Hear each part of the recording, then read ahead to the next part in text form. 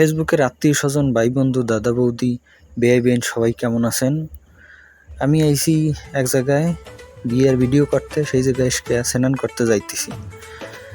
জায়গার পরিবেশটা খুব ভালোই ছিল, খুব সুন্দর পরিবেশ, গেটের ভিতরে স্নান করছিলাম। এরপরে চলে গেলাম ডাইরেক্ট ফটোশ্যুটে, যেটা আমার কাজ, সেই ফটোশ্যুট করিয়া এরপরে দাদা বৌদিরে টানকে নিয়ে এসে সেগো দিয়া ছবি তুলতে চাইছিলাম, কাপেল ছবি। কিন্তু এদিকে দেখলাম বৌদির বোন বৌদিরে প্রপোজ করতেছে। এরকম আমি কোনো দিন দেখিনি। দাদা থাকতে কেন বৌদির ওই সামনে প্রপোজ করবে?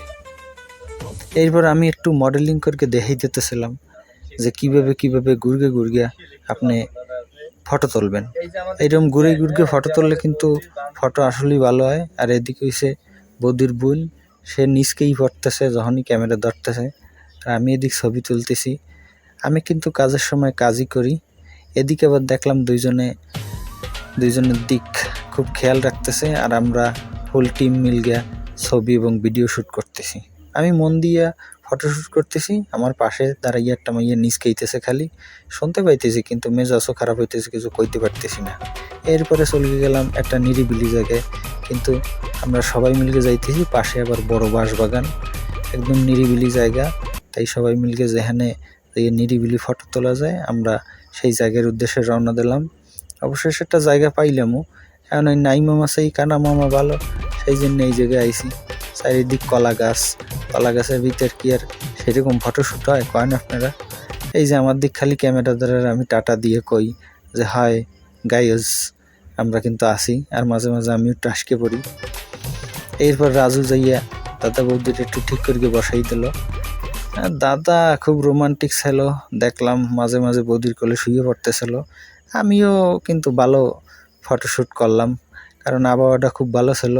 ওদিকে রাজু কিছু ভিডিও নিল, ফাঁকে চোখে সাথে যে মাইয়েগুলো নাইছে সেটাও একটু ছবি টবি তুললো।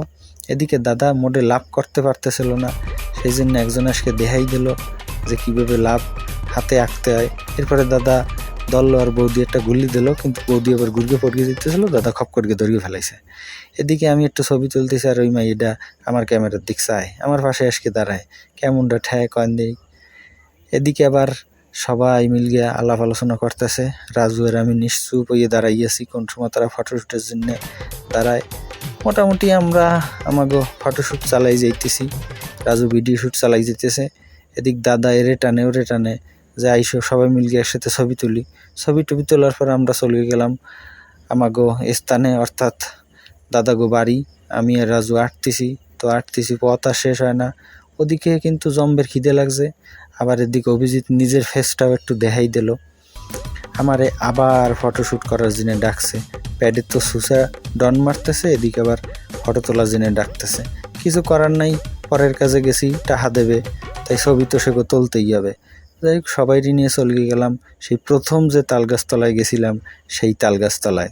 রাজু যেন আমার পাশে বসে কী কইলো, আমি তার কথায় কোনো পাত্তা না দিয়ে চলে গেলাম সেই তালগাছতলায়। যাইতেছি মাঝপথে আবার আজকে সামনে দাঁড়াইলো দুইটা মাতারি, সেটা আবার পাশ কাটাই চলে গেল। এদিকে আবার বৌদিরা সব পাশ কাটাই যাইতেছে, আমি আবার একটু সাইডে চলে যাই, কয়েকটা ছবি তুলগে সরাসরি চলে গেছিলাম খাওয়ার উদ্দেশ্যে, কারণ খাইয়ে টিয়ে আমাকে আবার বাড়ির দিক রওনা দিতে হবে। তাই রাজু আর আমি খাইতে বসে গেলাম, খাইয়ে টিয়ে রওনা দিলাম বাড়ির দিক। সবাই ভালো থাকবেন, পরের ভিডিওতে আবার দেখা হবে।